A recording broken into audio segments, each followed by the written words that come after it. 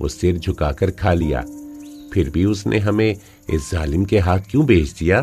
संध्या समय दोनों बैल अपने नए स्थान पर पहुंचे। गोपाल ने दोनों को बांध दिया। दिन भर के भूखे थे, लेकिन जब नांद में लगाए गए तो एक ने भी उसमें मुंह नहीं डाला। मालिक का घर हमने अपना घर समझ रखा था, वो आज हमसे छूट गया। ये नया घर, नया गांव, नए आदमी, सब बेगाने से लगते हैं। दोनों बैलों ने आपस में सलाह की कि जब रात के अंधेरे में पूरा गांव सोता पड़ा होगा तो हम दोनों रस्सी तोड़कर यहाँ से भाग जाएंगे। दोनों बैलों ने वैसा ही किया। रात में जब पूरा गांव सो रहा था तो उन्होंने एक एक झटके में अपनी रस्सियां तोड़ ली। झूरी प्रातःकाल सोकर उठा तो देखा कि दोनों बैल चरनी पर खड़े हैं। दोनों की गर्दनों में आधी टूटी हुई रस्सी लटक रही थी। घुटने तक पांव कीचड़ से भरे हैं और दोनों की आंखों में गुस्से के साथ साथ स्नेह झलक रहा है। झूरी ने दौड़कर उन्हें गले लगा लिया। झूरी की स्त्री बेला ने बैलों को द्वार पर देखा तो वह जल उठी। वह बोली, कैसे नमक हराम बैल हैं कि एक दिन वहाँ काम न किया, भाग खड़े हुए। अरे नमक हराम क्यों है? चारा दाना ना दिया होगा तो क्या करते बेचारे? बस तुम ही तो बैलों को खिलाना जानते हो, और तो सभी पानी पिला पिला कर रखते हैं। हाँ। चारा मिलता तो क्यों भागते? भागे इसलिए कि वे लोग तुम जैसे बुद्धुओं की तरह बैल को सहलाते नहीं, खिलाते हैं तो रगड़कर जोतते भी हैं। ये दोनों ठहरे कामचोर भाग निकले। अब देखो कहाँ से खली और चोकर मिलता है।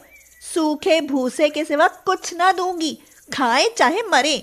वही हुआ। बैलों को खाली सूखा भूसा दिया गया। बैलों ने नाद में मुंह डाला तो फीका फीका, ना कोई चिकनाहट ना कोई रस।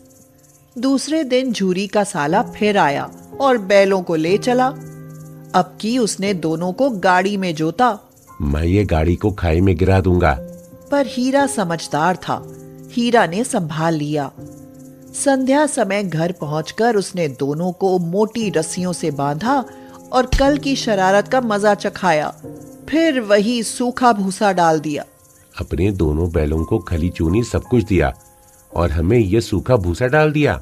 दोनों बैलों का ऐसा अपमान कभी ना हुआ था। यहाँ इतनी मार पड़ने के बाद ये सूखा भूसा मिला है।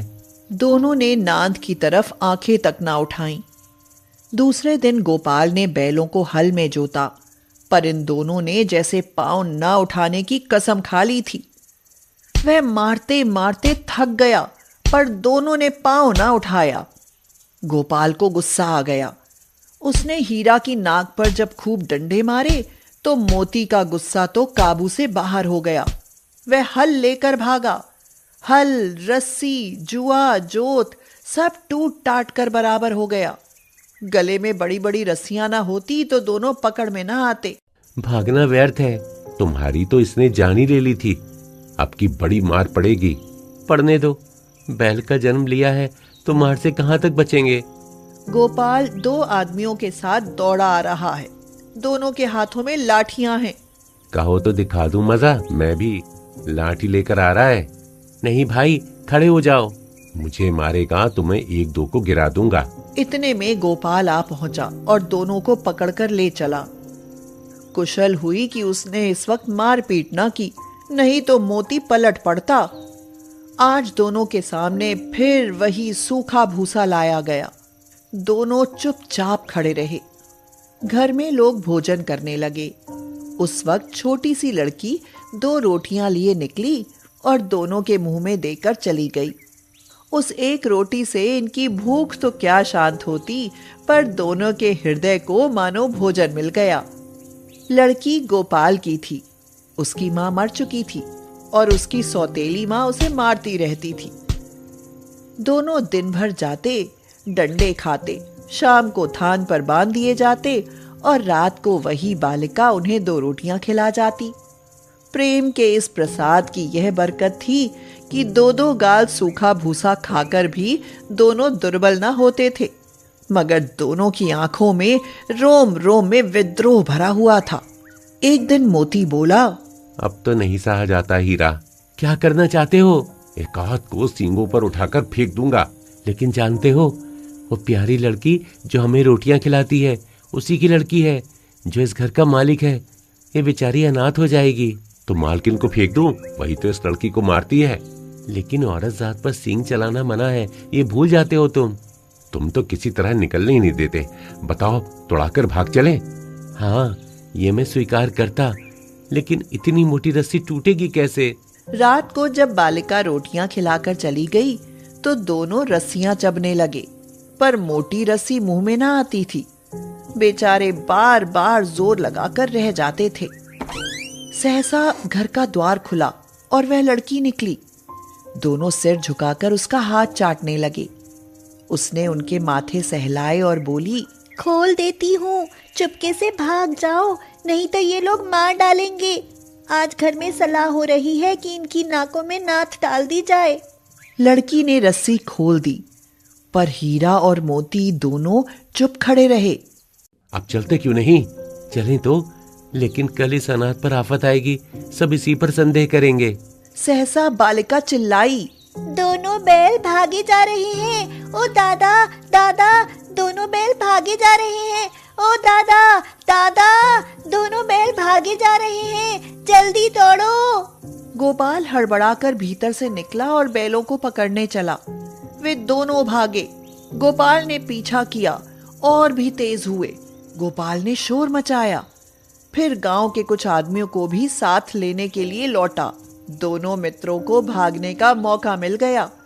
सीधे दौड़ते चले गए, यहां तक कि मार्ग का ज्ञान न रहा। जिस परिचित मार्ग से आए थे उसका यहां पता न था। नए नए गांव मिलने लगे। तब दोनों एक खेत के किनारे खड़े होकर सोचने लगे, अब क्या करना चाहिए? मुझे मालूम होता है, हम राह भूल गए। तुम भी बेतहाशा भागे, वहीं उसे मार गिराना था। उसे मार गिराते तो दुनिया क्या कहती? वो अपना धर्म छोड़ दे, लेकिन हम अपना धर्म क्यों छोड़ें? दोनों भूख से व्याकुल हो रहे थे। खेत में मटर खड़ी थी, चरने लगे। रह रहकर आहट लेते रहते थे, कोई आता तो नहीं है। जब पेट भर गया, दोनों ने आजादी का अनुभव किया तो मस्त होकर उछलने कूदने लगे। पहले दोनों ने डकार ली, फिर सींग मिलाए और मोती ने हीरा को कई कदम पीछे हटा दिया। अरे ये क्या, कोई सांड टौंकता चला आ रहा है? हाँ, सांड ही है। वह सामने आ पहुंचा। सांड पूरा हाथी था। उससे भिड़ना जान से हाथ धोना है, लेकिन न भिड़ने पर भी जान बचती नजर नहीं आती। इन्हीं की तरफ आ भी रहा है। कितनी भयंकर सूरत है। बुरे फंसे, जान बचेगी क्या? कोई उपाय सोचो जल्दी। अपने घमंड में फूला हुआ है, आरज़ू विनती ना सुनेगा। भाग क्यों ना चले? भागना कायरता है। तो फिर यहीं मरो, या तो फिर कोई उपाय सोचो जल्दी। उपाय यह है कि उस पर दोनों जने एक साथ चोट करें। मैं आगे से चोट दूंगा, तुम पीछे से अपने सींग मारना। दोहरी मार पड़ेगी तो भाग खड़ा होगा। मेरी ओर झपटे, तुम बगल से उसके पेट में सींग घुसेड़ देना। जान जोखिम है, पर दूसरा उपाय नहीं है। दोनों मित्र जान हथेली पर लेकर लपके। सांड को भी संगठित शत्रुओं से लड़ने का तजुर्बा न था। जैसे ही वह हीरा पर झपटा, मोती ने पीछे से दौड़ा और सांड उसकी तरफ मुड़ा तो हीरा ने सींग मार दिए। सांड चाहता था कि एक एक करके दोनों को गिरा ले, पर ये दोनों भी उस्ताद थे, उसे वह अवसर न देते थे। एक बार सांड झल्ला कर हीरा का अंत कर देने के लिए चला कि मोती ने बगल से आकर उसके पेट में सींग भोंक दिया। सांड क्रोध में आकर पीछे फिरा तो हीरा ने दूसरे पहलू में सींगे चुभा दिया। आखिर सांड बेचारा जख्मी होकर भागा और दोनों मित्रों ने दूर तक उसका पीछा किया। तब दोनों ने उसे छोड़ दिया। अब दोनों मित्र जीत के नशे में झूमते चले जाते थे। मेरा जी चाहता था कि बचाया है क्यों, मार ही डालते। गिरे हुए बैरी पर सींग नहीं चलाना चाहिए। अब घर कैसे पहुंचेंगे वो सोचो। पहले कुछ खा लें तो सोचें। सामने मटर का खेत था ही, मोती उसमें घुस गया। हीरा मना करता रहा, पर मोती ने उसकी एक ना सुनी। इतने में कुछ आदमी लाठियां लिए दौड़ पड़े और दोनों मित्रों को घेर लिया। प्रातःकाल दोनों मित्र कांजी हाउस में बंद कर दिए गए। दोनों मित्रों को जीवन में पहली बार ऐसा हुआ कि सारा दिन बीत गया और खाने को एक तिनका भी न मिला। यहाँ कई भैंसें थी, कई बकरियां, कई घोड़े, कई गधे, पर किसी के सामने चारा न था। सब जमीन पर मुर्दों की तरह पड़े थे। कई तो इतने कमजोर हो गए थे कि खड़े भी ना हो सकते थे। रात को भी जब कुछ भोजन ना मिला तो हीरा मोती से बोला, अब नहीं रहा जाता मोती, मुझे तो मालूम होता है कि प्राण निकल रहे हैं। आओ दीवार तोड़ दें। बाड़े की दीवार कच्ची थी। हीरा मजबूत तो था ही, अपने नुकीले सींग दीवार में गड़ा दिए और जोर मारा तो मिट्टी का एक चिप्पड़ निकल आया। मोती का साहस बढ़ा। मोती ने दीवार में सींग मारी, दीवार गिरी और फिर हिम्मत बढ़ी और वो लगातार दीवार में सींग मारता रहा। आखिर कोई 2 घंटे की जोर आजमाई के बाद दीवार ऊपर से लगभग 1 हाथ गिर गई। उसने दूनी शक्ति से दूसरा धक्का मारा तो आधी दीवार गिर पड़ी। दीवार का गिरना था कि अधमरे से पड़े हुए सभी जानवर चेत उठे। तीनों घोड़ियां सरपट भाग निकली, फिर बकरियां निकली, उसके बाद भैंस भी खिसक गई, फिर गधे भी भाग निकले। आधी रात से ऊपर हो गया था, सभी जानवर भाग चुके थे। शोर सुनते ही मुंशी और चौकीदार तथा अन्य कर्मचारियों में कैसे खलबली मची। इसके बाद मोती की खूब मरम्मत हुई और उसे भी मोटी रस्सी से बांध दिया गया। 1 सप्ताह तक दोनों मित्र वहां बंधे पड़े रहे। किसी ने चारे का एक दाना भी न डाला। हां, एक बार पानी दिखा दिया जाता था। ऐसे मृतक बैलों का कौन खरीदार होता। सहसा एक दढ़ियल आदमी, जिसकी आंखें लाल थीं और मुद्रा अत्यंत कठोर, आया और दोनों मित्र के कूल्हों में उंगली गोद कर मुंशी जी से बातें करने लगा। गोपाल के घर से ना भागे होते, अब तो जान ना बचेगी। कहते हैं भगवान सबके ऊपर दया करते हैं, उन्हें हमारे ऊपर दया क्यों नहीं आती। भगवान के लिए हमारा जीना मरना दोनों बराबर है। चलो अच्छा ही है, कुछ दिन उसके पास तो रहेंगे। एक बार उस भगवान ने उस लड़की के रूप में हमें बचाया था, क्या अब नहीं बचाएंगे। यह आदमी छुरी चलाएगा, देख लेना। तो क्या चिंता है, मांस, खाल, सींग, हड्डी सब किसी के काम तो आएगा। नीलाम हो जाने के बाद दोनों मित्र उस दढ़ियल के साथ चले। दोनों की बोटी बोटी कांप रही थी। बेचारे पांव तक ना उठा सकते थे, पर भय के मारे गिरते पड़ते भागे जाते थे, क्योंकि वह जरा सी चाल धीमी हो जाने पर डंडा जमा देता था। सहसा दोनों को ऐसा मालूम हुआ कि परिचित रहा है। हाँ, इसी रास्ते से गया उन्हें ले गया था। वही खेत, वही बाग, वही गांव मिलने लगे। प्रति क्षण उनकी चाल तेज होने लगी। सारी थकान, सारी दुर्बलता गायब हो गई। मोती ने कहा, हमारा घर नजदीक आ गया है। भगवान की दया है, मैं तो अब घर भागता हूँ। ये जाने देगा, इसे मैं मार गिराता हूँ। नहीं नहीं, दौड़कर थान पर चलो, वहां से आगे हम नहीं जाएंगे। दोनों दौड़कर अपने थान पर गए और खड़े हो गए। दढ़ियल भी पीछे पीछे दौड़ा चला आता है। झूरी द्वार पर बैठा धूप खा रहा था। बैलों को देखते ही दौड़ा और उन्हें बारी बारी से गले लगाने लगा।